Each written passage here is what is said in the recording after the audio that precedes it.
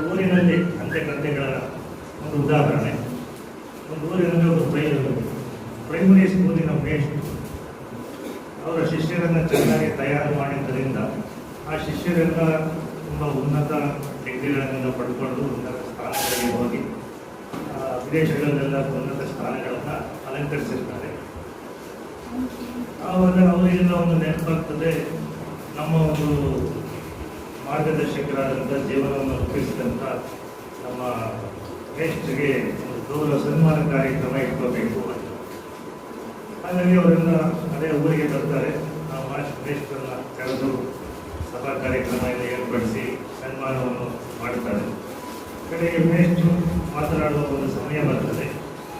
ಮೇಷ್ಟ್ರ ಮನಸ್ಸಿನಲ್ಲಿ ಏನು ಬರ್ತದೆ ಅಂತಂದರೆ, ಇವರೆಲ್ಲ ತುಂಬ ಉನ್ನತ ವಿದ್ಯಾಭ್ಯಾಸ ಮಾಡಿದ್ದಾರೆ, ಎಲ್ಲ ವಿದೇಶಗಳಲ್ಲೆಲ್ಲ ಇದ್ದಾರೆ. ಆದ್ದರಿಂದ ನಾನು ನನ್ನ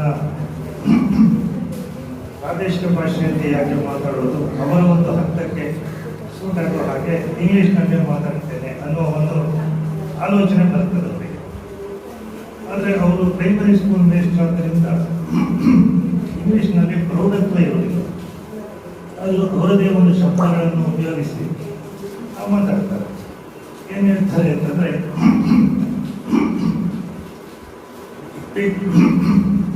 big men are sitting on the ground, what is my arithmetic ಅಂತ ಹೇಳ್ತಾರೆ. ಅಲ್ಲ, ಅವರ ಭಾವ ಏನು ಕೊಡ್ತದೆ, ದೊಡ್ಡ ದೊಡ್ಡವರೆಲ್ಲ ಬೆನ್ನ ಮೇಲೆ ಕೂತ್ಕೊಂಡಿದ್ದಾರೆ, ನಂದೇನೋ ಲೆಕ್ಕ ಅಂತ ಹೇಳುವಾಗ ಆ ರೀತಿಯಾಗಿ. ಅಂದರೆ ಇದನ್ನು ನಾನು ಯಾಕೆ ಉದಾಹರಣೆ ತಗೊಂಡೆ ಅಂತಂದರೆ, ಒಂದು ಆಲೋಚನೆಯನ್ನು ನಾವು ಯಾವ ಭಾಷೆಯಲ್ಲಿ ವ್ಯಕ್ತಪಡಿಸಬೇಕಾಗ ಅದೇ ಭಾಷೆಯಲ್ಲಿ ಆಲೋಚನೆ ಮಾಡಿದಾಗ ಅದು ಸುಲಭ ಆಗ್ತದೆ. ನಾವು ಕನ್ನಡದಲ್ಲಿ ಆಲೋಚನೆ ಮಾಡಿ ಅದನ್ನು ಇಂಗ್ಲೀಷ್ಗೆ ತರ್ಜುಮೆ ಮಾಡಲಿಕ್ಕೆ ಹೋದಾಗ ಈ ರೀತಿಯಾಗಿ ಆಗ್ತದೆ. ನಾನು ಹೈಸ್ಕೂಲ್ನಲ್ಲಿರುವಾಗ ಅವರು ಅನಂತರಾಮಯ್ಯ ಅಂತ ಒಂದು ಮೇಷ್ಟ್ರು ಹೇಳ್ತಾ ಇದ್ರು, if you want to speak in English you think in English ಅಂತ. ಹಾಗೆ ಇಂಗ್ಲೀಷ್ ಭಾಷೆಯ ಶಬ್ದಗಳನ್ನು ಅಥವಾ ವಾಕ್ಯಗಳನ್ನು ನಾವು ಇಂಗ್ಲೀಷ್ನ ಒಂದು ಚಿಂತನೆಯಲ್ಲೇ ಅರ್ಥ ಮಾಡ್ಕೋಬೇಕು. ಹಾಗೆ ಕನ್ನಡ ಭಾಷೆಯ ಪದಗಳನ್ನು ನಾವು ಕನ್ನಡದಲ್ಲೇ ಅರ್ಥ ಮಾಡಿಕೊಡ್ಬೇಕು. ಹಾಗೆ ಸಂಸ್ಕೃತದಲ್ಲಿ ಏನು ಇದೆಯೋ ಅದನ್ನು ನಾವು ಸಂಸ್ಕೃತ ರೂಪದಲ್ಲೇ ಅರ್ಥ ಮಾಡಿಕೊಡ್ಬೇಕು. ನಾವೇನು ಮಾಡ್ತೀವಿ, ಸಂಸ್ಕೃತದ ಶಬ್ದಗಳನ್ನು ಕನ್ನಡ ಶಬ್ದಗಳಾಗಿ ಅರ್ಥ ಮಾಡಿಕೊಳ್ಳಿಕ್ಕೆ ಪ್ರಯತ್ನ ಪಡ್ತೇವೆ. ಆವಾಗ ಸಂಸ್ಕೃತ ಭಾಷೆಯಲ್ಲಿ ಇರುವಂಥ ಆ ತೂಕ, ಆ ಮಹತ್ವ ಅದು ಕಡಿಮೆ ಆಗ್ತದೆ. ಹಾಗಾಗಿ ನಾವು ಸಂಸ್ಕೃತದಲ್ಲಿ ಇರುವಂಥದ್ದನ್ನು ಸಂಸ್ಕೃತದಲ್ಲೇ ಅರ್ಥ ಮಾಡಿಕೊಳ್ಳಲಿಕ್ಕೆ ಪ್ರಯತ್ನ ಪಡಬೇಕು. ಮತ್ತೊಂದೇನು ಅಂತಂದರೆ, ಎಲ್ಲರೂ ಹೇಳೋ ಹಾಗೆ ಇಂಗ್ಲೀಷ್ ಒಂದು ಭಾಷೆ ಹೌದು, ಕನ್ನಡವೂ ಒಂದು ಭಾಷೆ ಹೌದು.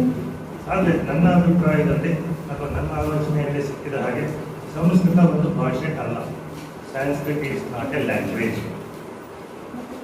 ಹಾಗಾಗಿ ಸಂಸ್ಕೃತದಲ್ಲಿ ಅಥವಾ ಸಂಸ್ಕೃತದ ವಿಷಯಗಳನ್ನು ಮಾತಾಡುವಾಗ ಗಹನವಾದ ವಿಷಯಗಳು ಬರ್ತವೆ, ಸ್ವಲ್ಪ ಲಘುವಾದ ವಿಷಯಗಳು ಬರ್ತವೆ, ನಾವು ಒಪ್ಪಿಕೊಳ್ಳಬೇಕಾದಂಥ ಒಪ್ಪಿಕೊಳ್ಳುವಂಥ ವಿಚಾರಗಳು ಬರ್ತವೆ. ಕೆಲವು ಸರ್ತಿ ನಾವು ಆ ವಿಚಾರಗಳನ್ನು ಒಪ್ಪಿಕೊಳ್ಳಲಿಕ್ಕೆ ಆಗದೇ ಇರುವಂಥ ವಿಚಾರಗಳು ಕೂಡ ಬರ್ತವೆ. ನಾವು ಅದನ್ನು ಆದಷ್ಟು ನಿಷ್ಪಕ್ಷಪಾತದಿಂದ ಇವತ್ತು ವಿಚಾರ ಮಾಡಲಿಕ್ಕೆ ಪ್ರಯತ್ನ ಮಾಡ್ತೇವೆ. ಈಗ ಗಾಯತ್ರಿ ಮಂತ್ರದ ಬಗ್ಗೆ ಇವತ್ತಿನ ಒಂದು ಕಾರ್ಯಕ್ರಮದಲ್ಲಿ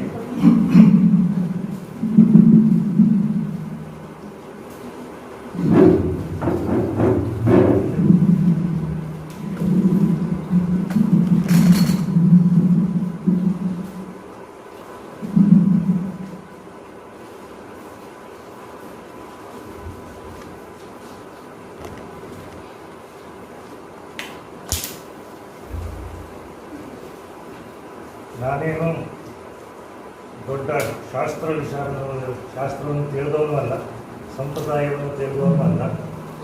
ಒಂದು ಮಾನವನ ಒಂದು ವಿಕಾಸಕ್ಕೆ ಯಾವುದೇ ಒಂದು ಧರ್ಮ, ಜಾತಿ, ವರ್ಣ ಅಥವಾ ದೇಶ ಕಾಲಗಳ ಒಂದು ಲೇಪ ಇಲ್ಲದೇ ಇರುವಂಥ ಒಬ್ಬ ಮಾನವ ಜೀವಿಯಾಗಿ ನನ್ನ ಒಂದು ವಿಕಾಸಕ್ಕೆ ಯಾವ ಒಂದು ಮಾರ್ಗ ಶ್ರೇಷ್ಠ ಅಥವಾ ಉತ್ತಮ ಅಂತ ಹುಡುಕಾಟದಲ್ಲಿರುವಾಗ ವೈಷ್ಣವರಲ್ಲಿ ವಿಷ್ಣುವರಲ್ಲಿ, ಶೈವರಲ್ಲಿ ಶೈವ, ಗಣಪತಿಯಲ್ಲಿ ಗಣಪತಿ, ಈ ರೀತಿಯಾಗಿ ಬೇರೆ ಬೇರೆ ಸಂಪ್ರದಾಯಗಳಿದ್ದಾವೆ. ನಾನು ಯಾವ ಸಂಪ್ರದಾಯದ ಒಟ್ಟಿಗೂ ಗುರುತಿಸಿಕೊಳ್ಳದೆ ಒಬ್ಬ ಮಾನವ ಜೀವಿಯಾಗಿ, ಯಾಕೆಂದರೆ ಭಾರತದಲ್ಲಿ ಹುಟ್ಟಿದ್ದೇನೆ ಅಂದುಕೊಂಡರೆ ನಮಗೆ ಇವರೆಲ್ಲ ನಮಗೆ ಹತ್ತಿರ ಆಗ್ತಾರೆ. ಒಬ್ಬ ಬೇರೆ ಯಾವುದೋ ದೇಶದಲ್ಲಿ ಹುಟ್ಟಿರುವಂಥ ವ್ಯಕ್ತಿ ಅವನ ಒಂದು ವಿಕಾಸಕ್ಕೆ ಅವನು ಯಾವ ಮಾರ್ಗವನ್ನು ಅನುಸರಿಸ್ಕೋಬೇಕು. ಈ ಒಂದು ಪ್ರಶ್ನೆಯಲ್ಲಿ ನಾನು ಹುಡುಕ್ತಾ ಇರುವಾಗ ನನಗೆ ಯೋಗ ಮಾರ್ಗ ತುಂಬ ಹತ್ತಿರವಾಗಿ ಕಂಡು. ಅಲ್ಲಿ ಯಾರನ್ನು ನಂಬಬೇಕಾಗಿಲ್ಲ, ಯಾವ ದೇವರನ್ನು ಭಕ್ತಿ ಮಾಡಬೇಕಾಗಿಲ್ಲ. ನಮ್ಮ ದೇಹದ ಒಳಗಿರುವಂಥ ದೈಹಿಕ ಶಕ್ತಿಗಳನ್ನು ಮತ್ತು ಮಾನಸಿಕ ಶಕ್ತಿಗಳನ್ನು ಅದರ ಪರಾಕಾಷ್ಠೆಗೆ ಎತ್ತರಿಸಿಕೊಂಡು ಹೋಗುವಂಥ ಒಂದು ಸಾಧನೆಯೇ ಈ ಯೋಗ ಮಾರ್ಗ ಅಂತ.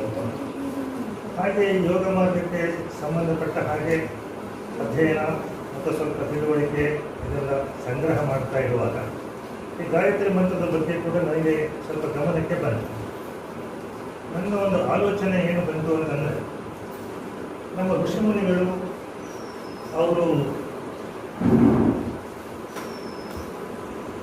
ಅವರು ಕೊಟ್ಟಂಥ ವಿದ್ಯೆ, ವೇದ ವಿದ್ಯೆ ಇರಲಿ ಅಥವಾ ಉಪನಿಷತ್ತುಗಳಿರಲಿ ಅಥವಾ ಯಾವುದೇ ಮಂತ್ರಗಳಿರಲಿ, ಅವರ ಒಂದು ಮನಸ್ಸಿನಲ್ಲಿ ಏನಾದರೂ ಅವರು ಭಾರತೀಯರಿಗೆ ಕೊಡಬೇಕು ಅಥವಾ ಹಿಂದೂಗಳಿಗೆ ಕೊಡಬೇಕು ಅಥವಾ ಇಂಥವರಿಗೆ ಕೊಡಬೇಕು ಅನ್ನುವಂಥ ಒಂದು ಆಲೋಚನೆ ಬರಲಿಕ್ಕೆ ಸಾಧ್ಯವೇ? ವಸುದೈವ ಕುಟುಂಬಕಂ ಅಂತ ಹೇಳುವಾಗ, ಇಡೀ ಸೃಷ್ಟಿಯೇ ಒಂದು ಕುಟುಂಬ ಅಂತ ಹೇಳುವಾಗ, ಈ ಭಾರತ ಅಲ್ಲದ ದೇಶ ಅನ್ನುವಂಥ ಒಂದು ಕಲ್ಪನೆ ಋಷಿಮುನಿಗಳಿಗೆ ಬರಲಿಕ್ಕೆ ಸಾಧ್ಯ ಇಲ್ಲ. ಹಾಗೆ ಅವರಿಗೆ ಬಂದರೆ ಅವರು ಸೀಮಿತಗೊಳ್ತಾರೆ, ಖುಷಿಯಾಗಲಿಕ್ಕೆ ಆಗುತ್ತೆ. ಹಾಗಾಗಿ ನಾನು ಈ ಗಾಯತ್ರಿ ಮಂತ್ರದ ಬಗ್ಗೆ ಕೂಡ ವಿಚಾರ ಮಾಡುವಾಗ, ಈ ಗಾಯತ್ರಿ ಮಂತ್ರದ ಬಗ್ಗೆ ಕೂಡ ತಿಳ್ಕೋಬೇಕು ಅಂತ ಪ್ರಯತ್ನ ಪಟ್ಟಾಗ ಒಂದು ಅಲ್ಪ ಸ್ವಲ್ಪ ತಿಳುವಳಿಕೆ ಬಂತು. ಆ ತಿಳುವಳಿಕೆಯನ್ನು ನಮ್ಮ ಸತೀಶ್ ಶೆಟ್ಟಿ ಅವರ ಹತ್ರ ಸ್ವಲ್ಪ ದುರ್ಮುಖವಾಗಿ ಮಾತಾಡುವಾಗ ಹೇಳ್ತಾ ಇದ್ದೆ, ಅದರಲ್ಲಿ ಈ ರೀತಿ ಹೋಗ್ತು ನಾವು ತಪ್ಪಾಗಿ ಅದನ್ನು ಅರ್ಥ ಮಾಡಿಕೊಂಡಿದ್ದೇವೆ, ತಪ್ಪಾಗಿ ತಿಳ್ಕೊಂಡಿದ್ದೇವೆ ಅಂತ ಹೇಳುವಾಗ ಸತೀಶ್ ಶೆಟ್ಟಿ ಅವರು ಹೇಳಿದ್ರು, ಈ ರೀತಿ ಒಂದು ಕಾರ್ಯಕ್ರಮ ಇಟ್ಕೊಳ್ಳುವ, ಸ್ವಲ್ಪ ನನಗೆ ತಿಳಿದಷ್ಟರ ಮಟ್ಟಿಗೆ ಒಂದು ಸಮಗ್ರವಾಗಿ ಅದರ ಬಗ್ಗೆ ಪರಿಚಯ ಕೊಡಬಹುದು ಅಂತ ಒಂದು ಸಲಹೆ ಕೊಟ್ಟು, ಸೊ ಆ ಮೂಲಕ ನಾವಿಲ್ಲಿ ಬಂದಿದ್ದೇವೆ. ಸೊ ಅದರಿಂದ ಇವತ್ತಿನ ದಿವಸ ನಾವು ಈ ಕಾರ್ಯಕ್ರಮವನ್ನು ಹಮ್ಮಿಕೊಂಡಿದ್ದೇವೆ. ಈ ಗಾಯತ್ರಿ ಮಂತ್ರ ಅಂತ ಹೇಳಿದರೆ ನಮ್ಮ ಮನಸ್ಸಿನಲ್ಲಿ ಯಾವುದು ನೆನಪಾಗ್ತದೆ? ಗಾಯತ್ರಿ ಮಂತ್ರವನ್ನು ನಾವು ಯಾವ ಒಂದು ಸಂದರ್ಭದಲ್ಲಿ ಅಥವಾ ಯಾವ ಒಂದು ಸಂಬಂಧದಲ್ಲಿ ನಾವು ಗಾಯತ್ರಿ ಮಂತ್ರವನ್ನು ನೆನಪಿಸಿಕೊಳ್ತೇವೆ ಹೆಚ್ಚಾಗಿ? ಇದಕ್ಕೆ ಸಾಮಾನ್ಯ ಜನರಲ್ಲಿ, ವಿದ್ವಾಂಸರನ್ನು ಬಿಟ್ಟು ಸಾಮಾನ್ಯ ಜನರಲ್ಲಿ ಗಾಯತ್ರಿ ಮಂತ್ರ ಅಂದ ಕೂಡಲೇ ನಮಗೆ ನೆನಪಾಗುವಂಥದ್ದು ಯಾರಾದರೂ ಹೇಳ್ತೀರಾ? ಆ ಕಡೆ ಇಂಕೋ ರೆಸ್ಪಾನ್ಸ್ ಇದ್ದರೆ ಒಳ್ಳೇದಾಗ್ತದೆ. ಬರೀ ನಾನು ಒಬ್ಬನೇ ಮಾತಾಡ್ತಾ ಇದ್ರೆ ಸರಿಯಾಗುವುದಿಲ್ಲ. ಬ್ರಹ್ಮೋಪದೇಶ ಆಮೇಲೆ ನಮಗೆ ಗಾಯತ್ರಿ ಮಂತ್ರ ಅಂದ ಕೂಡಲೇ ನಮಗೆ ಏನು ನೆನಪಿಗೆ ಬರ್ತದೆ? ಸರಿ, ಬ್ರಹ್ಮೋಪದೇಶ ಬರ್ತದೆ.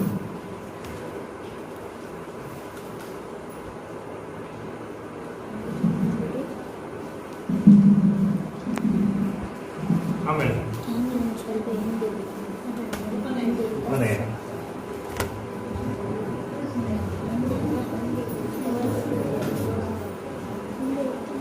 ಆಮೇಲೆ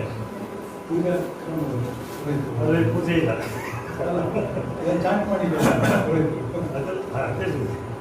ಸಂಧ್ಯಾ ವಂದನೆ. ನಮಗೆ ಗಾಯತ್ರಿ ಮಂತ್ರ ಅಂದುಕೊಂಡೆ ಸಂಧ್ಯಾ ವಂದನೆ ಅಂದುಕೊಂಡೆ ಗಾಯತ್ರಿ ಮಂತ್ರ ಅಂತ ಬರ್ತದೆ. ಸೊ ಸಂಧ್ಯಾ ವಂದನೆ ನಮಗೆ ಬಹಳ ಬೇಗ ನೆನಪಿಗೆ ಬರುವಂಥದ್ದು.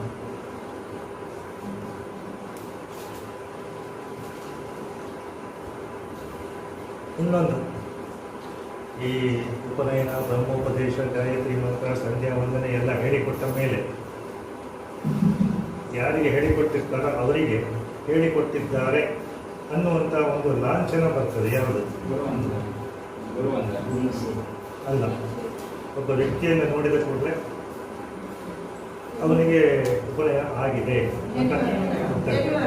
ಜನಿವಾರ ಅನ್ನುವಂಥದ್ದು ಆಡು ಭಾಷೆಯಲ್ಲಿ ಬಳಸುವಂಥದ್ದು. ಅದಕ್ಕೆ ಟೆಕ್ನಿಕಲ್ ಟರ್ಮ್ ಇದೆ.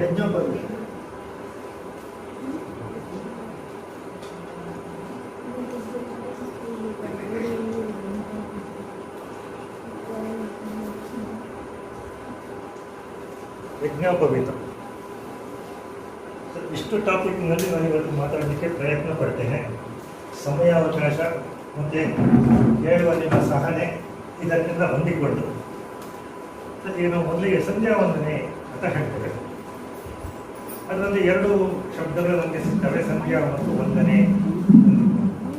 ಸಂಧ್ಯಾ ಅಂತಂದ್ರೆ ಏನು? ಸಂಧ್ಯಾ ಅಂತ ಹೇಳಿದ್ರೆ ಎರಡು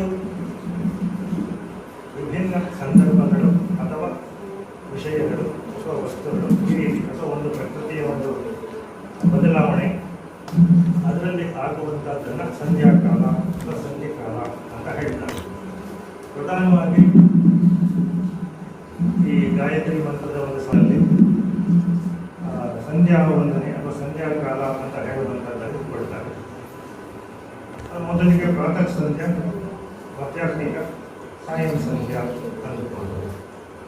ಪ್ರಾತಃ ಸಂಧ್ಯಾ ಅಂತ ಹೇಳಿದ್ರೆ ಸೂರ್ಯೋದಯಕ್ಕಿಂತ 1 ಗಂಟೆ ಮೊದಲಿನ ಕಾಲವನ್ನು ಪ್ರಾತಃ ಕಾಲದ ಸಂಧ್ಯಾ ಸಮಯ ಅಂತ ಹೇಳ್ತಾರೆ. ಅದರಲ್ಲಿ ಅರುಣೋದಯ ಕೂಡ ಸೇರಿಕೊಳ್ತದೆ. ಅರುಣೋದಯ ಅಂತಂದರೆ ಏನು? ಅರುಣೋದಯ ಯಾಕೆ ಬಂತು ಅಥವಾ ಅರುಣೋದಯ ಅನ್ನುವಂಥದ್ದು ಬರಲಿಕ್ಕೆ ಕಾರಣ ಏನು? ಇದನ್ನು ನಾವು ಮಹಾಭಾರತದ ಬಗ್ಗೆ ಮಾತಾಡುವಾಗ ಹೇಳಿದ್ದೇನೆ. ಈಗ ವಿಸ್ತಾರ ಆಗೋದ್ರಿಂದ ಅದನ್ನು ವಿವರಕ್ಕೆ ಹೋಗುತ್ತಿಲ್ಲ. ಹಾಗೆ ಬೆಳಗ್ಗೆ ಸೂರ್ಯೋದಯಕ್ಕಿಂತ 1 ಗಂಟೆಯ ಮೊದಲು ಪ್ರಕೃತಿಯಲ್ಲಿ ಒಂದು ರೀತಿಯ ಶಾಂತ ವಾತಾವರಣ ನಿರ್ಮಾಣ ಆಗುತ್ತೆ. ಯಾಕೆ ಅಂತಂದರೆ ಅದು ಸಂಧ್ಯಾಕಾಲವೂ ಕೂಡ ಯಾಕೆ ಅಂತಂದರೆ ರಾತ್ರಿಯಲ್ಲಿ ಇರುವಂಥ ಒಂದು ಜಡತ್ವ ತಮೋಮ ಅದು ಕಡಿಮೆ ಆಗ್ತಾ ಬಂದಿರುತ್ತದೆ. ಅಂದರೆ ಅದರ ಪ್ರಭಾವ ಇರುವುದಿಲ್ಲ. ನಮ್ಮ ಮನಸ್ಸು ಮತ್ತು ದೇಹಗಳಲ್ಲಿ ಇರುವಂಥ ಆ ತಮೋಗುಣದ ಒಂದು ಪ್ರಭಾವ ಕಡಿಮೆ ಇದೆ. ಹಾಗೆ ಸೂರ್ಯೋದಯದ ನಂತರ ಆ ಸೂರ್ಯನ ಒಂದು ಪ್ರಕಾಶದ ಒಂದು ಪರಿಣಾಮದಿಂದ ಜೀವ ಜಗತ್ತಿನಲ್ಲಿ ಚಟುವಟಿಕೆ ಶುರುವಾಗ್ತದೆ. ಚಟುವಟಿಕೆ ಅಂತಂದ ಕೂಡಲೇ ಚಲನ ಬಂದ ಕೂಡಲೇ ಅಲ್ಲಿ ಚಂಚಲತ್ವ ಅನ್ನೋ ಬರ್ತದೆ. ಸೊ ಸೂರ್ಯೋದಯ ಆದ ಸ್ವಲ್ಪ ಹೊತ್ತಿನ ನಂತರ ಈ ಒಂದು ಚಟುವಟಿಕೆ ಚಲನೆಯ ಕಾರಣದಿಂದ ನಮ್ಮ ಮನಸ್ಸಿನಲ್ಲಿ ಚಾಂಚಲ್ಯತೆ ಮೂಡಿಸ್ತದೆ. ಚಾಂಚಲ್ಯತೆ ಅಂತ ಹೇಳಿದ್ರೆ ಈ ರಜೋಗುಣದ ಪ್ರಭಾವ ಜಾಸ್ತಿ ಬರ್ತದೆ. ಅಂದರೆ ಚಟುವಟಿಕೆಗೆ ಬೇಕಾದ್ದು ರಜೋಗುಣ ಅಂತ. ಈ ಪ್ರಾತಃ ಸಂಧ್ಯಾ ಕಾಲದಲ್ಲಿ ರಜೋಗುಣದ ಪ್ರಭಾವವೂ ಇರುವುದಿಲ್ಲ. ರಾತ್ರಿಯ ಕತ್ತಲೆಯ ಒಂದು ಜಡ ತಮೋಗುಣವೂ ಇರುವುದಿಲ್ಲ. ಸೊ ಅಂಥ ಒಂದು ಸಮಯದಲ್ಲಿ ನಾವು ನಮ್ಮ ಒಂದು ಆಂತರಿಕ ಶಕ್ತಿಗಳನ್ನು ಉನ್ನತಗೊಳಿಸಿಕೊಳ್ಳಲಿಕ್ಕೆ ಸುಲಭ ಆಗ್ತದೆ ಅಂತ ಹೇಳುವಂಥ ಒಂದು ಕಲ್ಪನೆಯಲ್ಲಿ ಆ ಪ್ರಾತಃ ಸಂಧ್ಯಾ ಅಂತ ಹೇಳುವಂಥದ್ದು ಬಂತು. ಅದೇ ರೀತಿಯಾಗಿ ಸಾಯಂಕಾಲ ಕೂಡ ಈ ಸೂರ್ಯನ ಪ್ರಭಾವದ ಒಂದು ರಜೋಗುಣ ಕಡಿಮೆ ಆಗ್ತಾ ಬರ್ತದೆ.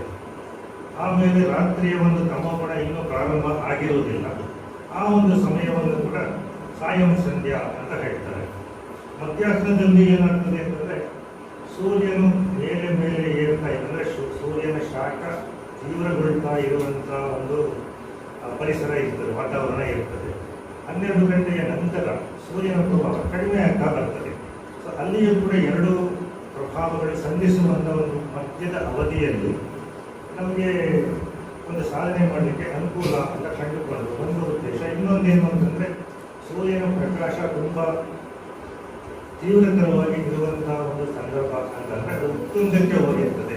ಸೊ ಸೂರ್ಯ ಶಕ್ತಿಯ ಮೂಲಕವೇ ಅಥವಾ ಸೂರ್ಯ ಶಕ್ತಿಯ ಜೊತೆಗೆ ಬರುವಂಥ ಉನ್ನತ ಹಂತದ ಕಾಸ್ಮಿಕ್ ಎನರ್ಜೀಸ್ ಅಂತ ಏನು ಹೇಳ್ತೇವೆ, ಆ ಒಂದು ಶಕ್ತಿಗಳ ಒಂದು ಪ್ರಭಾವ ಮತ್ತು ಹರಿಯುವಿಕೆ ಕೂಡ ಜಾಸ್ತಿ ಇರ್ತದೆ. ಸೊ ಆ ಟೈಮಿನಲ್ಲಿ ನಾವು ಅದನ್ನು ರಿಸೀವ್ ಮಾಡಿಕೊಳ್ಳಲಿಕ್ಕೆ ಸುಲಭ. ಸೊ ಈ ರೀತಿಯಾಗಿ ನಮ್ಮ 3 ಸಂಧ್ಯಾ ಕಾಲಗಳನ್ನು ನಮ್ಮ ಪ್ರಾಚೀನರು ಕೊಟ್ಟರು.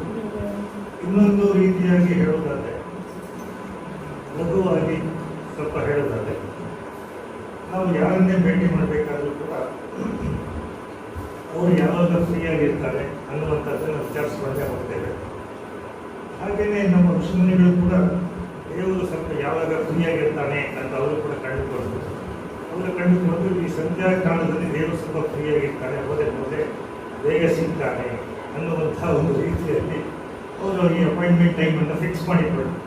ಸೊ ಹಾಗಾಗಿ ಪುನಃ ಕೇಳಬೇಕು ಅಂತಿಲ್ಲ ದೇವರ ಹತ್ರ, ಅವಾಗ ಆ ಟೈಮಿಗೆ ಸಿಗ್ತಾರೆ. ಸೊ ಹಾಗಾಗಿ ಆ ಸಂಧ್ಯಾ ಕಾಲದಲ್ಲಿ ನೀವು ನಿಮ್ಮ ಒಂದು ಕಮ್ಯುನಿಕೇಷನನ್ನು ಮಾಡ್ಕೋಬೋದು ಅನ್ನುವಂಥ ಒಂದು ಸಿಸ್ಟಮನ್ನು ತಗೊಳ್ತಾ ಇದ್ದೀವಿ. ಸಂಧ್ಯಾಕಾಲ ಇದು ಅಂತಾದರೆ ಇನ್ನೊಂದು ಶಬ್ದ ವಂದನೆ ಅಂತ ಬರ್ತದೆ. ವಂದನೆ ಅಂತ ಹೇಳಿದ್ರೆ ಏನು? ಈಗ ನಾವು ಬಹಳ ಲಘುವಾಗಿ ಕೆಲವು ಸರ್ತಿ ಮರ್ಯಾದೆ ಪೂರ್ವಕವಾಗಿ 2 ಕೈ ಜೋಡಿಸಿ ನಮಸ್ಕಾರ ಅಂತ ಹೇಳ್ತೇವೆ, ಅದನ್ನು ವಂದನೆ ಅಂತ. ಇನ್ನು ಕೆಲವು ಸರ್ತಿ ಸಮಕಾಲೀನರು ಅಥವಾ ಸಮವಯಸ್ಕರು ಅಥವಾ ಸಮಸ್ತರದಲ್ಲಿ ಇರುವಂತಹವಾದರೆ ನಮಸ್ಕಾರ ಅಂತ ಹೀಗೆ ಕೈಗೆತ್ತಿ ಹೇಳ್ತೇವೆ. ಆದರೆ ಈ ಸಂಸ್ಕೃತದ ಒಂದು ವಂದನೆ ಅನ್ನುವಂಥ ಒಂದು ಶಬ್ದ ಏನಿತ್ತು, ಮೊದಲಿಗೆ ವಂದನೆ ಅಂತ ಹೇಳುವಂಥದ್ದಕ್ಕೆ ಇನ್ನೊಂದು ಶಬ್ದ ಪ್ರಣಾಮ ಅನ್ನುವಂಥದ್ದನ್ನು ಕೂಡ ಬಳಸ್ತೇವೆ. ಈ ವಂದನೆ ಅನ್ನೋ ಪ್ರಣಾಮದಲ್ಲಿ ನಾವು ಯಾಕೆ ಮಾಡ್ತೇವೆ? ಈಗ ಎಲ್ಲ ವಯಸ್ಸಿನವರಿಗೂ ನಮಸ್ಕಾರ ಹೇಳುವ ಪದ್ಧತಿ ಬಂದಿದೆ. ಆದರೆ ಮೊದಲಿನ ಕಾಲದಲ್ಲಿ ಅಧಿಕಾರಸ್ಥರು ಅಥವಾ ಜ್ಞಾನಿಗಳು ಅಥವಾ ಗುರುಗಳು ಅಥವಾ ವಿದ್ಯೆಯನ್ನು ಹೇಳಿಕೊಡುವವರು ಸಹಜವಾಗಿ ಸ್ವಲ್ಪ ಹಿರಿಯರಾಗಿರ್ತಾ ಇದ್ರು. ಉಳಿದವರೆಲ್ಲ ಅವರ ಹತ್ರ ಹೋಗುವಂಥವರು, ಅವರಿಂದ ಏನಾದರೂ ಬಯಸುವಂಥವರೆಲ್ಲ ಹಿರಿಯ ವಯಸ್ಸಿನವರು ಆಗ್ತಾ ಇದ್ರು. ಆವಾಗ ಏನಾಗ್ತದೆ ಅಂತಂದರೆ ಹಿರಿಯವರಿಂದ ಅಥವಾ ಗುರುಗಳಿಂದ ಅಥವಾ ಅಧಿಕಾರಸ್ಥರಿಂದ ನಾವು ಏನನ್ನಾದರೂ ಪಡ್ಕೊಳ್ಬೇಕು. ಸೊ ಅದಕ್ಕೋಸ್ಕರ ನಾವು ವಂದನೆಯನ್ನು ಸಲ್ಲಿಸ್ತೇವೆ. ಅಂದರೆ ವಂದನೆಯನ್ನು ಸಲ್ಲಿಸಿದಾಗ 2 ವಿಷಯಗಳು ನಡೀತವೆ. ಒಂದು, ನಾವು ನಮಸ್ಕಾರ ಅಥವಾ ಪ್ರಣಾಮ ಅಂತ ಹೇಳಿದ ಕೂಡಲೇ ಅವರ ಗಮನ ನಮ್ಮ ಕಡೆಗೆ ಬರ್ತದೆ. ಅಂದರೆ ಅಲ್ಲಿ ಒಂದು ಕಾಂಟ್ಯಾಕ್ಟ್ ಎಸ್ಟಾಬ್ಲಿಷ್ ಆಗ್ತದೆ. ಕಾಂಟ್ಯಾಕ್ಟ್ ಎಸ್ಟಾಬ್ಲಿಷ್ ಆದ ಮೇಲೆ ಅವರ ಕಡೆಯಿಂದ ನಾವು ಏನನ್ನು ರಿಸೀವ್ ಮಾಡಿಕೊಳ್ಬೇಕು, ಅದು ಪಡ್ಕೊಳ್ಬೇಕು. ಅದೇ ಒಂದು ಕಾನ್ಸೆಪ್ಟಿನಲ್ಲಿ ನಾವು ಮಾನವ ಮಾತ್ರದ ಒಂದು ಹಿರಿಯರಿಂದ ಏನನ್ನಾದರೂ ಪಡ್ಕೊಳ್ಬೇಕಾದ್ರೆ ಈ ರೀತಿಯ ಒಂದು ಪ್ರಣಾಮ ವಂದನೆಯ ಒಂದು ಸಿಸ್ಟಮನ್ನು ನಾವು ಹೇಗೆ ಇಂಟ್ರೊಡ್ಯೂಸ್ ಮಾಡಿಕೊಳ್ತೇವೆ, ಹಾಗೆ ಈ ಗಾಯತ್ರಿ ಮಂತ್ರ ಅಥವಾ ಸಂಧ್ಯಾ ವಂದನೆಯಲ್ಲಿ ನಾವು ಮಾಡೋದು ಕೂಡ ಅದನ್ನೇ. ನಮಗಿಂತ ಅಥವಾ ಈ ನಮ್ಮ ಲೌಕಿಕ ಪ್ರಪಂಚಕ್ಕಿಂತ ಉನ್ನತ ಸ್ಥಳದಲ್ಲಿ ಇರುವಂಥ ಶಕ್ತಿಗಳಿಂದ ಅಲ್ಲಿಂದ ನಾವು ಒಳಿತನ್ನು ಬಯಸ್ತೇವೆ. ಆ ಒಳಿತನ್ನು ನಾವು ಸ್ವೀಕರಿಸಬೇಕಾದ್ರೆ ಅಥವಾ ಅವರು ನಮಗೆ ಆ ಶಕ್ತಿಗಳು ನಮಗೆ ಅನುಗ್ರಹವನ್ನು ಮಾಡಬೇಕಾದ್ರೆ ಅಥವಾ ಆ ಶಕ್ತಿಗಳಲ್ಲಿ ಏನು ಇದೆಯೋ ಅದನ್ನು ನಮಗೆ ಅವರು ಕೊಡಬೇಕಾದ್ರೆ ನಾವು ಅವರ ಒಟ್ಟಿಗೆ ಕಾಂಟ್ಯಾಕ್ಟನ್ನು ಎಸ್ಟಾಬ್ಲಿಷ್ ಮಾಡಬೇಕು. ಕಾಂಟ್ಯಾಕ್ಟ್ ಇದ್ದರೆ ನಾವು ಅವರಿಂದ ಕೇಳಲಿಕ್ಕೂ ಆಗೋದಿಲ್ಲ, ಅವರು ನಮಗೆ ಕೊಡಲಿಕ್ಕೂ ಆಗೋದಿಲ್ಲ. ಹಾಗಾಗಿ ಈ ಸಂಧ್ಯಾ ವಂದನೆಯ ಕಾಲದಲ್ಲಿ ಏನು ಮಾಡ್ತೇವೆ ಅಂತಂದರೆ ಉನ್ನತ ಶಕ್ತಿಗಳ ಒಟ್ಟಿಗೆ ನಮ್ಮ ಒಂದು ಶಕ್ತಿಯನ್ನು ಸಮರಸಗೊಳಿಸ್ತೇವೆ, ಹಾರ್ಮೋನೈಸ್ ಮಾಡಿಕೊಡ್ತೇವೆ. ಆ ಒಂದು ಕಾಂಟ್ಯಾಕ್ಟ್ ಎಸ್ಟಾಬ್ಲಿಷ್ ಆಗ್ತದೆ. ಆವಾಗ ನಮ್ಮ ಒಂದು ಪ್ರಾರ್ಥನೆಯ ಮೂಲಕ, ಪ್ರಾರ್ಥನೆ ಅದು ಬೇರೆ ಬೇರೆ ರೂಪಗಳಲ್ಲಿ ಇರ್ಬೋದು, ಸಂಸ್ಕೃತ ಮಂತ್ರಗಳಿರ್ಬೋದು ಅಥವಾ ಭಾವನೆಗಳಿರ್ಬೋದು ಅಥವಾ ಥಾಟ್ ಫೋರ್ಸ್ ಇರ್ಬೋದು. ಆವಾಗ ನಮ್ಮ ಒಂದು ಭಾವನೆ ಅಥವಾ ನಮ್ಮ ಒಂದು ಪ್ರಾರ್ಥನೆ ಅವರಿಗೆ ಮುಟ್ತದೆ, ಆ ಉನ್ನತ ಶಕ್ತಿಗಳಿಗೆ. ಅಲ್ಲಿಂದ ಅದು ನಮ್ಮ ಒಂದು ಕಾಂಟ್ಯಾಕ್ಟಿನ ಪ್ರಭಾವಕ್ಕೆ ಅನುಗುಣವಾಗಿ ಅಲ್ಲಿಂದ ಇಳಿದು ಬರ್ತದೆ ಶಕ್ತಿಗಳು. ಅದನ್ನು ನಮ್ಮಲ್ಲಿ ನಾವು ಆವಾಹಿಸಿಕೊಳ್ತೇವೆ. ಸೊ ಆ ರೀತಿಯಾಗಿ ನಮ್ಮ ಒಳಗೆ ಇರುವಂಥ ಸಹಜವಾದ ಸಾಮರ್ಥ್ಯಗಳನ್ನು ನಾವು ವೃದ್ಧಿಸಿಕೊಳ್ತೇವೆ. ಸೊ ಈ ರೀತಿಯಾಗಿ ನಮ್ಮ ಒಳಗಿನ ಸಾಮರ್ಥ್ಯಗಳನ್ನು ವೃದ್ಧಿಸಿಕೊಳ್ತಾ ಹೋದಾಗ ಅದು ಅದರ ಒಂದು ಪರಾಕಾಷ್ಠೆಯನ್ನು ತಲುಪಿದಾಗ ಮನುಷ್ಯನ ಪೂರ್ಣ ವಿಕಾಸ ಆಯಿತು ಅನ್ನುವಂಥ ಒಂದು ಕಲ್ಪನೆ ಬರ್ತದೆ. ಹಾಗಾಗಿ ಈ ಸಂಧ್ಯಾ ವಂದನೆ ಅನ್ನುವಂಥದ್ದು ಬರ್ತದೆ. ಈ ಸಂಧ್ಯಾ ವಂದನೆಯಲ್ಲಿ ಮುಖ್ಯವಾಗಿ ಸಂಧ್ಯಾ ವಂದನೆ ಅಂತ ಹೇಳಿದರೆ ಅದರಲ್ಲಿ ಪ್ರಧಾನವಾಗಿ ಗಾಯತ್ರಿ ಮಂತ್ರದ ಉಪದೇಶ. ಅದರ ಜೊತೆಗೆ ಈ ಸಂಧ್ಯಾ ವಂದನೆಯನ್ನು ಆಚರಣೆ ಮಾಡಬೇಕಾದ್ರೆ 4 ಅಂಗಗಳು ಅಂತ ಹೇಳ್ತಾರೆ. ಮೊದಲಿಗೆ ಆಚಮನ ಮಾಡಬೇಕು, ಆಮೇಲೆ ಪ್ರಾಣಾಯಾಮ, ಆಮೇಲೆ ಮಂತ್ರಜಪ, ಆಮೇಲೆ ಆಜ್ಞೆ ಪ್ರದಾನ. ಈ ಆಚಮನ ಅಂತಂದರೆ ಏನು? ನಾವೆಲ್ಲ ಈ ಧಾರ್ಮಿಕ ಕಾರ್ಯಗಳನ್ನು ನಡೆಸುವಾಗ ನೋಡಿರ್ತೇವೆ. ಭಟ್ರು ನೀರು ಕುಡೀರಿ ಅಂತ ಹೇಳಿ 3 ಸತಿ ಅವರು ಏನೋ ಒಂದು ಮಂತ್ರ ಹೇಳ್ತಾರೆ, ಕೇಶವಾಯ ನಮಃ ಗೋವಿಂದಾಯ ನಮಃ ಈ ರೀತಿಯಾಗಿ. ಸೊ ನಾವು ಅದ್ರ ಕಡೆ ಗಮನ ಕೊಡಿದ್ರೆ ಭಟ್ರು ನೀರು ಕುಡೀರಿ ಅಂತ ಕೂಡಲೇ ಹಾಕ್ಕೊಟ್ಟು ನೀರು ಕುಡಿತೀವಿ, ಅಷ್ಟೇ ಗೊತ್ತಿರೋದು ನಮಗೆ. ಸೊ ಈ ಆಚಮನ ಅಂತ ಹೇಳಿದರೆ ಮಂತ್ರ ಸಹಿತವಾಗಿ ನೀರನ್ನು ಸೇವಿಸುವುದಕ್ಕೆ ಆಚಮನ ಅಂತ ಹೇಳ್ತಾರೆ. ಹೀಗೆ ಕುಡಿದ್ರೆ ಬರೀ ನೀರು ಕುಡಿಯೋದೇ. ಆಚಮನ ಅಂತಂದರೆ ಮಂತ್ರ ಸಹಿತವಾಗಿ. ಅದು ಯಾವ ಮಂತ್ರ? ಇಂಥದೇ ಮಂತ್ರ ಅಂತೇನೂ ಇಲ್ಲ. ಒಂದೊಂದು ಪ್ರದೇಶದಲ್ಲಿ ಅಥವಾ ಒಂದೊಂದು ಪರಂಪರೆಯಲ್ಲಿ ಬೇರೆ ಬೇರೆ ಮಂತ್ರಗಳನ್ನು ಹೇಳ್ತಾರೆ. ಕೆಲವರು ಕೇಶವರನ್ನ, ಮಾಧವನನ್ನು ಇವರನ್ನು ನೆನೆಸ್ಕೊಳ್ತಾರೆ.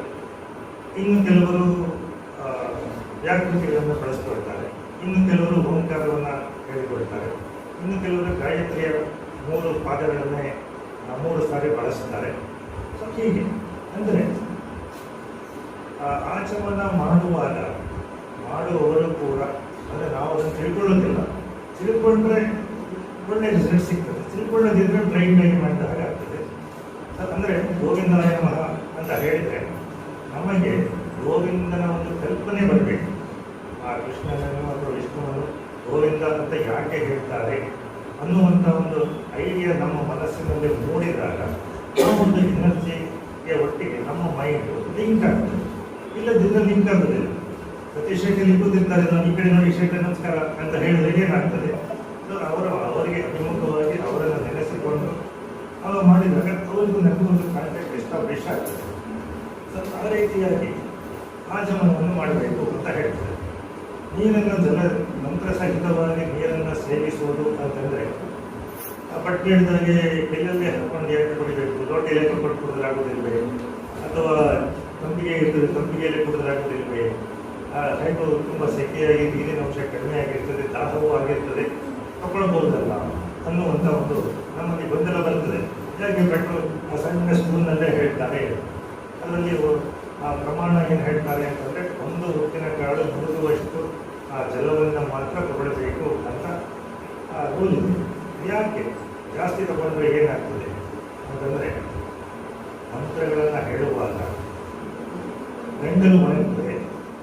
ಗಂಟಲು ಒಣಗಿದಾಗ ಅದಕ್ಕೆ ತಂಪು ಕೊಡಬೇಕು. ಗಂಟಲು ಒಣಗಿ ಶ್ವಾಸ ಸರಿಯಾಗಿ ಬರದಿದ್ದರೆ ಮಂತ್ರೋಚ್ಚಾರ ಸರಿಯಾಗುವುದಿಲ್ಲ. ಸೊ ಹಾಗಾಗಿ ಆ ಗಂಟಲಿಗೆ ಸ್ವಲ್ಪ ತೇವಾಂಶ ಕೊಟ್ಟಾಗ ಸ್ವರ ಸರಿಯಾಗಿ ಹರಡುತ್ತದೆ ಅನ್ನುವಂಥ ಒಂದು ಸೂಚನೆ. ಆದರೆ ನಾವು ಲೋಟೆಯಲ್ಲಿ ನೀರು ಕುಡಿದಾಗ ನೀರಿನ ಪ್ರಮಾಣ ಜಾಸ್ತಿಯಾಗಿ ಹೊಟ್ಟೆಯಲ್ಲಿ ಸೇರಿಕೊಳ್ಳುತ್ತದೆ. ಹೊಟ್ಟೆಯಲ್ಲಿ 3 ಸರ್ತಿ ಅಥವಾ 4 ಸರ್ತಿ ನಾವು ಆಚಮನದ ರೂಪದಲ್ಲಿ ಅರ್ಧ ಲೋಟೆ ನೀರು ಕುಡಿದರೆ ಅದು ಹೊಟ್ಟೆ ಭಾಗ ಆಗ್ತದೆ. ಅವಾಗಲೂ ಕೂಡ ನಮ್ಮ ಸ್ವರ ಸರಿಯಾಗಿ ಬರುವುದಿಲ್ಲ. ಹಾಗಾಗಿ ಏನು ಮಾಡಿದ್ರು, 1 ಉಪ್ಪಿನಕಾಳು ಮುಳುಗುವಷ್ಟು ಮಾತ್ರ ನೀವು ನೀರನ್ನು ಈ ರೀತಿಯಾಗಿ ಮಂತ್ರ ಸಹಿತವಾಗಿ ತಗೊಂಡಾಗ ಮನಸ್ಸು ಕೂಡ ಆ ಮಂತ್ರಕ್ಕೆ ಅಥವಾ ಮಂತ್ರ ದೇವತೆಗೆ ಲಿಂಕ್ ಆಗ್ತದೆ ಅನ್ನುವಂಥ ಒಂದು ರೀತಿಯಲ್ಲಿ ಆ ಆಚಮನ ಪದ್ಧತಿಯನ್ನು ತಂದು ಆಮೇಲೆ ಬರ್ತದೆ ಪ್ರಾಣಾಯಾಮ. ಹೆಚ್ಚಿನ ಕಡೆಗಳಲ್ಲಿ ಪ್ರಾಣಾಯಾಮವನ್ನು ಬಿಟ್ಬಿಡ್ತೇವೆ ನಾವು, ಬರೀ ಮಂತ್ರ ಜಪ ಮಾತ್ರ ಮಾಡಿಬಿಡ್ತೇವೆ. ಯಾಕೆಂದರೆ ಪ್ರಾಣಾಯಾಮ ಸ್ವಲ್ಪ ಕಷ್ಟಕರ. ಹಾಗಾಗಿ ಪ್ರಾಣಾಯಾಮ ಬಿಟ್ಟು ಬರೀ ಮಂತ್ರ ಹೇಳಲು ಸಾಕು ಅನ್ನುವಂಥ ಒಂದು ಭಾವನೆ ಬೆಳೆಯುತ್ತದೆ. ಆದರೆ ಪ್ರಾಣಾಯಾಮ ಗಾಯತ್ರಿ ಜಪ ಅಥವಾ ಸಂಧ್ಯಾ ವಂದನೆಯಲ್ಲಿ ಗಾಯತ್ರಿ ಜಪಕ್ಕೆ ಎಷ್ಟು ಪ್ರಾಮುಖ್ಯತೆ ಉಂಟು, ಪ್ರಾಣಾಯಾಮಕ್ಕೂ ಕೂಡ ಅಷ್ಟೇ ಪ್ರಾಮುಖ್ಯತೆ ಇದೆ. ಯಾಕೆ ಅಂತಂದರೆ ಟ್ರೆಡಿಷ್ನಲ್ ರೂಲ್ ಏನು ಹೇಳ್ತದೆ ಅಂತಂದರೆ, ಸಂಪ್ರದಾಯ ನಾವು ಎಷ್ಟು ಗಾಯತ್ರಿ ಜಪಗಳನ್ನು ಮಾಡ್ತೇವೋ ಅಷ್ಟೇ ಸಂಖ್ಯೆಯ ಪ್ರಾಣಾಯಾಮವನ್ನು ಮಾಡಬೇಕು ಅನ್ನುವಂಥ ಒಂದು ವಿಧಿ ಇದೆ. ಆದ್ದರಿಂದ ಪ್ರಾಣಾಯಾಮ ಬಹಳ ಪ್ರಧಾನ ಪಾತ್ರವನ್ನು ವಹಿಸುತ್ತದೆ. ಪ್ರಾಣಾಯಾಮ ಸರಿಯಾಗಿ ಆಗಬೇಕಾದ್ರೆ, ಅಂದರೆ ಪ್ರಾಣಾಯಾಮದ ಒಂದು ಉದ್ದೇಶ ಏನು ಅಂತಂದರೆ, ನಮ್ಮ ಸುತ್ತಮುತ್ತಲಿನ ವಾಯುಮಂಡಲದಲ್ಲಿ ಇರುವಂಥ ಶುದ್ಧ ಪ್ರಾಣಶಕ್ತಿಯನ್ನು ನಮ್ಮ ಶರೀರದಲ್ಲಿ ತುಂಬಿಕೊಳ್ಳುವಂಥದ್ದು ಅದರ ಒಂದು ಉದ್ದೇಶ. ಆವಾಗ ಶರೀರದಲ್ಲಿ ತುಂಬ ಆ ಪ್ರಾಣಶಕ್ತಿ ಸಂಚಯ ಜಾಸ್ತಿ ಆದಾಗ ನಮ್ಮ ಸಾಮರ್ಥ್ಯ ಕೂಡ ಜಾಸ್ತಿ ಆಗ್ತದೆ.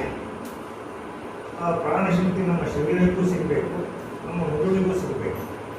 ಹೆಚ್ಚಿನ ಪ್ರಾಣಾಯಾಮ ಪದ್ಧತಿಗಳಲ್ಲಿ ಅಂದರೆ ಕೆಲವು ಕಡೆಯಲ್ಲಿ ಬೇರೆ ಬೇರೆ ಪದ್ಧತಿಗಳಿದ್ದಾವೆ.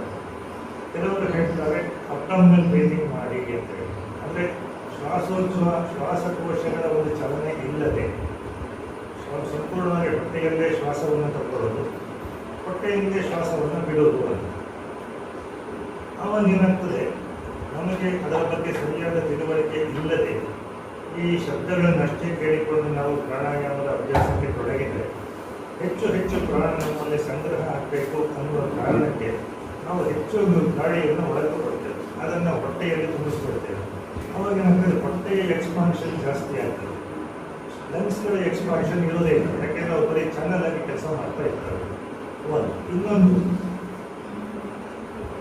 ಈ ನಮ್ಮ ಸಾಮಾನ್ಯ ವಿಜ್ಞಾನದ ಒಂದು ದೃಷ್ಟಿಯಿಂದ ಕೂಡ ಹೇಳೋದಾದರೆ, ಶ್ವಾಸಕೋಶಗಳಲ್ಲಿ ನಾವು ಗಾಳಿಯನ್ನು ತುಂಬಿಕೊಂಡಾಗ ಅದರಲ್ಲಿ ಇರುವಂಥ ಒಂದು ಪ್ರಾಣವು ಹೃದಯದಲ್ಲಿ ರಕ್ತದ ಒಂದು ಪರಿಶುದ್ಧತೆಯನ್ನು ಉಂಟು ಮಾಡುತ್ತದೆ. ಹಾಗಾಗಿ ಶುದ್ಧ ರಕ್ತ ದೇಹದಲ್ಲೆಲ್ಲ ಸಂಚರಿಸಿದಾಗ ಆರೋಗ್ಯ, ಆಯಸ್ಸು ಇದೆಲ್ಲ ವೃದ್ಧಿಯಾಗ್ತದೆ ಅಂತ ಹೇಳಿ.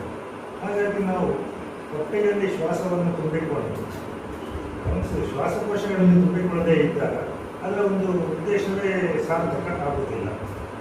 ಹಾಗಾಗಿ ಹೊಟ್ಟೆಯಲ್ಲಿಯೂ ತುಂಬಿಕೊಳ್ಬೇಕಾ ಅಥವಾ ಶ್ವಾಸಕೋಶಗಳಲ್ಲಿಯೂ ತುಂಬಿಕೊಳ್ಬೇಕಾ ಅಂತ ಹೇಳುವಂಥ ಕೆಲವು ಸಿಸ್ಟಮ್ಗಳಿರ್ತವೆ. ಅವರು ಶ್ವಾಸಕೋಶಗಳಲ್ಲಿ ಕೆಲವರು ತುಂಬಿಕೊಳ್ತಾರೆ. ಶ್ವಾಸಕೋಶದಲ್ಲಿ ತುಂಬಿಕೊಂಡಾಗ ಬರೀ ಶ್ವಾಸಕೋಶಕ್ಕೆ ಮಾತ್ರ ತುಂಬಿಕೊಂಡ್ರೆ ನಮ್ಮ ಬ್ರೈನಿಗೆ ಹೇಗೆ ಸಿಗ್ತದೆ ಪ್ರಾಣಶಕ್ತಿ? ಹಾಗಾಗಿ ಬ್ರೈನಿಗೂ ಕೂಡ ಸಿಗಬೇಕು, ದೇಹಕ್ಕೆ ಕೂಡ ಸಿಗಬೇಕು ಪ್ರಾಣಶಕ್ತಿಯ ಒಂದು ಹರಿವು ಅನ್ನುವಂಥ ರೀತಿಯಲ್ಲಿ ಪ್ರಾಣಾಯಾಮವನ್ನು ರೂಪಿಸಿರುವಂಥದ್ದು. ನಾವು ಅದನ್ನು ಅರ್ಥ ಮಾಡಿಕೊಳ್ಳದೆ ಬ್ಲೈಂಡಾಗಿ ಅಭ್ಯಾಸ ಮಾಡ್ತಾ ಇದ್ದರೆ ಅದರ ಮೂಲ ಉದ್ದೇಶ ಏನಿದೆ ಅದೇ ಈಡೇರುವುದು. ನಾವು ಮಾಡ್ತಾ ಇದ್ದೀವಿ ವರ್ಷಗಟ್ಟೆ ಹಾಗಾಗ್ತದೆ. ಹಾಗಾಗಿ ನಮಗೆ ನಾವು ಸರಿಯಾದ ಭಂಗಿಯಲ್ಲಿ ಕುಳಿತುಕೊಳ್ಳದೇ ಇದ್ದರೆ ಆವಾಗ ನಾವು ತಗೊಳ್ಳುವಂಥ ವಾಯು ಅಥವಾ ಪ್ರಾಣಶಕ್ತಿ ನಮ್ಮ ಶರೀರದಲ್ಲಿ ಸರಿಯಾಗಿ ಚಲನೆ ಆಗುತ್ತಿಲ್ಲ. ಈಗ ಒಂದು ನೀರಿನ ಪೈಪಲ್ಲಿ ನೀರು ತುಂಬಿಸ್ಬೇಕಾದ್ರೆ ಪೈಪ್ ಸ್ಟ್ರೈಟ್ ಆಗಿರಬೇಕು. ಪೈಪನ್ನು ನೀವು ಹೀಗೆಲ್ಲ ಸುತ್ತಿ ಎಲ್ಲ ಬೆಂಡೆಲ್ಲ ಮಾಡಿದರೆ ಅದರಲ್ಲಿ ನೀರು ಸರಾಗವಾಗಿ ಹರಿಯುವುದಿಲ್ಲ. ಎಲ್ಲ ಕಡೆಗೂ ನಮ್ಮ ಪ್ರಾಣಶಕ್ತಿ ಸಂಚಾರ ಸರಿಯಾಗಿ ಸಿಗಬೇಕಾದ್ರೆ ನಮ್ಮ ಒಂದು ದೇಹದ ಭಂಗಿ ನೋಡಿದಾಗ ಅಸ್ಥಿಪಂಜರದಲ್ಲಿ ನೋಡಿ ಎದೆಯ ಭಾಗ ಮಾತ್ರ ಒಪ್ಪಿಕೊಂಡಿರ್ತದೆ. ಉಳಿದ ಯಾವ ಭಾಗವು ಹೊಟ್ಟೆಯ ಭಾಗ ಅಷ್ಟು ಒಪ್ಪಿಕೊಂಡಿರುವುದಿಲ್ಲ. ಅಂದರೆ ನಮ್ಮ ಶ್ವಾಸಕೋಶಗಳನ್ನು ಎತ್ತಿ ಹಿಡಿದಾಗ ನಮ್ಮ ಶ್ವಾಸಕೋಶಕ್ಕೆ ಹೆಚ್ಚು ವಾಯು ಪ್ರವೇಶಕ್ಕೆ ಸುಲಭ ಆಗ್ತದೆ. ಶ್ವಾಸಕೋಶಗಳನ್ನು ನಾವು ತಗ್ಗಿಸಿಕೊಂಡು ಕೂತಾಗ ಅಂದರೆ ನಮ್ಮ ಭಂಗಿ ದೈಹಿಕ ಭಂಗಿ ಸರಿಯಾಗಿ ಇಲ್ಲದೇ ಇದ್ದಾಗ ಸರಿಯಾದ ಒಂದು ಪ್ರಾಣದ ಒಂದು ಸಪ್ಲೈ ಸರಿಯಾಗಿ ಆಗುವುದಿಲ್ಲ. ಹಾಗಂತ ಹೊಟ್ಟೆಯನ್ನು ಉಬ್ಬಿಸಬಾರ್ದೆ, ಹೊಟ್ಟೆಯನ್ನು ಉಬ್ಬಿಸಬೇಕು ಅಂತ ಯಾಕೆ ಹೇಳ್ತಾರೆ ಅಂತ ಹೇಳಿದಾಗ ಅದು ನಮ್ಮ ಶರೀರ ವಿಜ್ಞಾನದಲ್ಲಿ ಹೊಟ್ಟೆಯ ಒಂದು ಪಾತ್ರ ಇದೆ. ಶ್ವಾಸವನ್ನು ತುಂಬಿಕೊಳ್ಳುವಂಥದ್ದು ನಾವು ಶ್ವಾಸಕೋಶಗಳನ್ನೇ ಎಲ್ಲ ಹೆಸರೇ ಸೂಚಿಸ್ತದೆ ಶ್ವಾಸದ ಕೋಶಗಳು ಅಂತ. ಶ್ವಾಸಕೋಶದಲ್ಲಿ ನಾವು ಶ್ವಾಸವನ್ನು ತುಂಬಿಸಿಕೊಳ್ಳುವಾಗ ಶ್ವಾಸಕೋಶ ಹಿಗ್ಗುತ್ತದೆ. ಶ್ವಾಸಕೋಶ ಹಿಗ್ಗಲಿಕ್ಕೆ ಸಾಕಷ್ಟು ಅವಕಾಶ ಇದ್ದರೆ ಅದು ಹಿಗ್ಗಿ ಹೆಚ್ಚಿನ ಪ್ರಮಾಣದ ವಾಯುವನ್ನು ಸ್ವೀಕಾರ ಮಾಡಿತು. ಅದು ಹಿಗ್ಗಲಿಕ್ಕೆ ಅವಕಾಶ ಇಲ್ಲದಿದ್ದರೆ ಅದು ಸ್ವಲ್ಪ ಪ್ರಮಾಣವನ್ನು ಸ್ವೀಕಾರ ಮಾಡ್ತದೆ. ಹಾಗಾಗಿ ನಾವು ಶ್ವಾಸಕೋಶವನ್ನು ಹೆಚ್ಚಿಸಿದಾಗ ಆ ಶ್ವಾಸಕೋಶದ ಒಳಗಿನ ಸ್ಪೇಸ್ ಏನುಂಟು ಅದು ಜಾಸ್ತಿ ಆಗಲಿಕ್ಕಾಗಿ ಓಕೆ ತನ್ನಂತಾನೆ ಕೆಳಗೋದಾಗ ಈ ಶ್ವಾಸಕೋಶದ ಒಳಗಿನ ಸ್ಪೇಸು ಜಾಸ್ತಿ ಆಗ್ತದೆ. ಆವಾಗ ಜಾಸ್ತಿ ಶ್ವಾಸ ಒಳಗೆ ಬರ್ತದೆ. ಹಾಗೆ ಬಿಡುವಾಗ ಕೂಡ ಈ ಹೊಗೆಯನ್ನು ಮೇಲಕ್ಕೆ ಅದು ಬರುವಂತೆ ನಾವು ಶ್ವಾಸವನ್ನು ಬಿಟ್ಟಾಗ ನಮ್ಮ ಒಳಗಿನ ಸಂಪೂರ್ಣ ಗಾಳಿ ಹೊರಗೆ ಹೋಗ್ತದೆ. ಆವಾಗ ಹೊಸ ಗಾಳಿ ಅಥವಾ ಶುದ್ಧ ಗಾಳಿ ಒಳಗೆ ಬರಲಿಕ್ಕೆ ಅನುಕೂಲ ಆಗ್ತದೆ. ನಾವು ಸರಿಯಾಗಿ ಅದನ್ನು ಅರ್ಥ ಮಾಡಿಕೊಳ್ಳದೆ ಮಾಡಿದಾಗ ಅದೇನಾಗ್ತದೆ, ನಮ್ಮ ಅರ್ಧ ಅಶುದ್ಧ ಗಾಳಿ ಒಳಗೆ ಇರ್ತದೆ. ಹಾಗಾಗಿ ಇನ್ನು ಅರ್ಧ ಶುದ್ಧ ಗಾಳಿ ಮಾತ್ರ ಒಳಗೆ ಬರ್ತದೆ, ಅರ್ಧ ಶುದ್ಧ ಗಾಳಿಯು ಪುನಃ ಹೊರಗೆ ಹೋಗ್ತದೆ. ಸೊ ನಾವು ಅದರ ಕೆಪಾಸಿಟಿಗೆ ಅರ್ಧ ಭಾಗದಷ್ಟು ಮಾತ್ರ ನಾವು ಪ್ರಾಣವನ್ನು ಸ್ವೀಕಾರ ಮಾಡ್ತಾ ಇರ್ತೇವೆ. ಆವಾಗ ನಮಗೆ ಗಾಯತ್ರಿ ಮಂತ್ರದ ಒಂದು ಪೂರ್ಣ ಲಾಭ ಸಿಕ್ಕುವುದಿಲ್ಲ. ಹಾಗಾಗಿ ಅಂದರೆ ನಾವು ಕುಳಿತುಕೊಳ್ಳುವಾಗ ಹೇಗಿರಬೇಕು ಅಂತಂದರೆ ಪ್ರಾಣಾಯಾಮಕ್ಕೆ ಕುಳಿತುಕೊಳ್ಳುವಾಗ ನಾವು ನಿಂತುಕೊಂಡಾಗ ನಮ್ಮ ದೇಹದ ಸ್ಥಿತಿ ಅಂದರೆ ಶ್ವಾಸಕೋಶ ಭುಜಗಳು ಮತ್ತು ಹೊಟ್ಟೆಯ ಭಾಗ ಹೇಗಿರ್ತದೆ, ಕಾಲು ಮುಚ್ಚಿಕೊಂಡು ಕುಳಿತುಕೊಂಡಾಗ ಕೂಡ ಹಾಗೆ ಇರಬೇಕು. ಅಂದರೆ ಕಾಲು ಮುಚ್ಚಿಕೊಂಡು ನಿಂತುಕೊಳ್ಳೋದನ್ನು ಅಭ್ಯಾಸ ಮಾಡಬೇಕು ಅಂತ. ಆ ರೀತಿ ಮಾಡಿದರೆ ನಮಗೆ ಪ್ರಾಣ ಸಂಚಾರ ತುಂಬ ಒಳ್ಳೆಯದಾಗ್ತದೆ. ಆವಾಗ ನಮಗೆ ನಮ್ಮ ಬ್ರೈನ್ ಸೆಲ್ಸ್ಗಳಿಗೆ, ದೇಹದ ಸೆಲ್ಸ್ಗಳಿಗೆ ಪ್ರಾಣದ ಒಂದು ಹರಿವು ಜಾಸ್ತಿ ಆದಾಗ ನಮ್ಮ ಸಾಮರ್ಥ್ಯ ವೃದ್ಧಿಯಾಗಿದೆ. ಸೊ ಈ ರೀತಿಯಾಗಿ ಈಗ ಪ್ರಾಣಾಯಾಮದ ಬಗ್ಗೆ ಯಾವ ಪ್ರಾಣಾಯಾಮವನ್ನು ಮಾಡಬೇಕು ಅನ್ನುವಂಥ ಒಂದು ಪ್ರಶ್ನೆ ಕೂಡ ಬರ್ತದೆ. ಹೆಚ್ಚಾಗಿ ಪ್ರಾರಂಭ ಮಾಡುವಂಥವರು ಉಜ್ಜಾಯಿ ಪ್ರಾಣಾಯಾಮ ಅಂತ ಮಾಡ್ತಾರೆ. ಅದರಲ್ಲಿ ಯಾವುದೇ ಟೆಕ್ನಿಕಾಲಿಟಿ ಇಲ್ಲ. ಹಾಗಂತ ಬರೀ ಒಟ್ಟಾರೆ ಮಾಡುವಂಥದ್ದು ಅಲ್ಲ.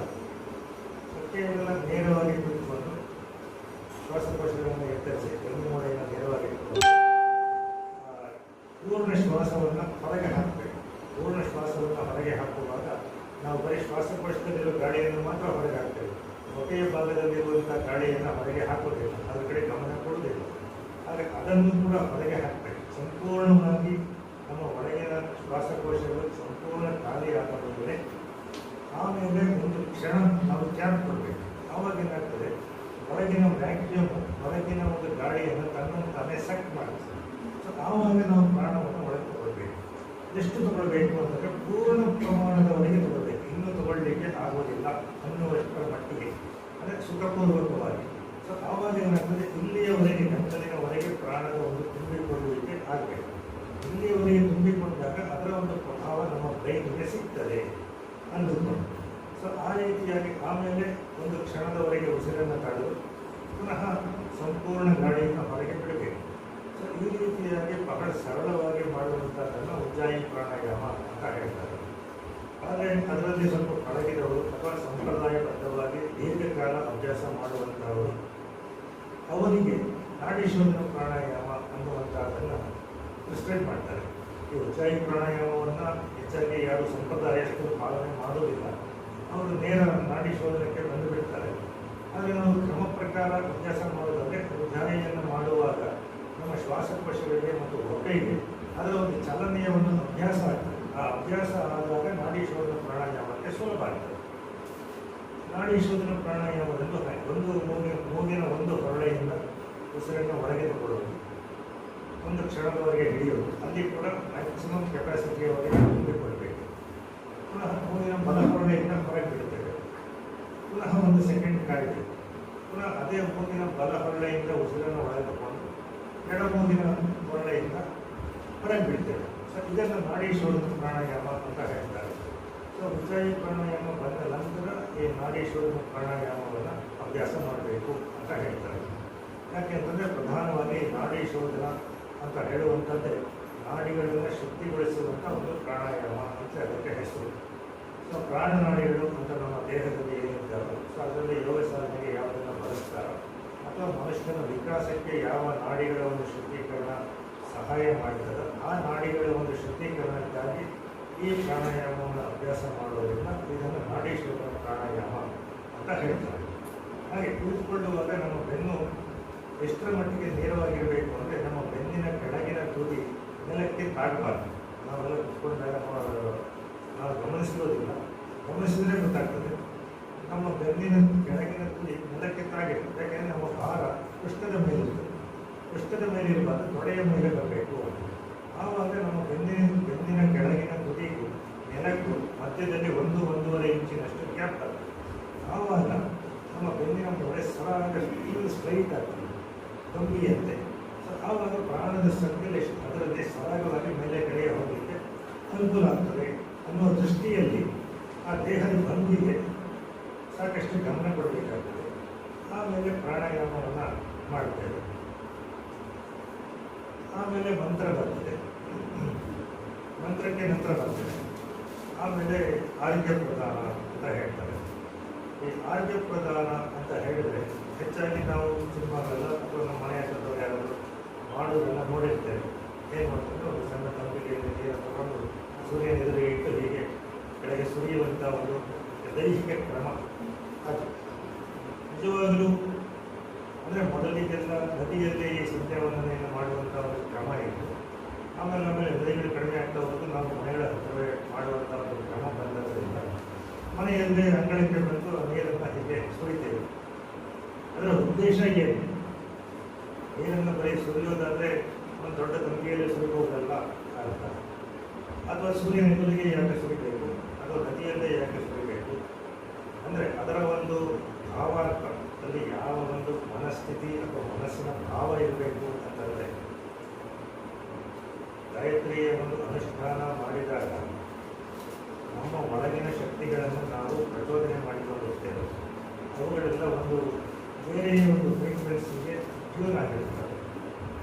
ಆಗ ನಮ್ಮ ದೇಹದಲ್ಲಿ ಇರುವಂಥ ಒಂದು ಇಡೀ ಶಕ್ತಿಯ ಒಂದು ಸಮೂಹ, ಅದು ಸಮಷ್ಟಿಯಲ್ಲಿ ಇಡೀ ಪ್ರಕೃತಿಯಲ್ಲಿ ಯಾವ ಒಂದು ಶಕ್ತಿಯ ಸಮೂಹ ಇದೆ ಅದರ ಒಟ್ಟಿಗೆ ನನ್ನ ಒಂದು ಶಕ್ತಿ, ಅಂತರಂಗಿಕ ಶಕ್ತಿಯನ್ನು ಬಹಿರಂಗದ ಶಕ್ತಿಯ ಒಟ್ಟಿಗೆ ನಾನು ವಿಲೀನ ಮಾಡ್ತಾ ಇದ್ದೇನೆ ಅಂದುಕೊಳ್ಳುವಂಥ ಒಂದು ಕ್ರಿಯೆ.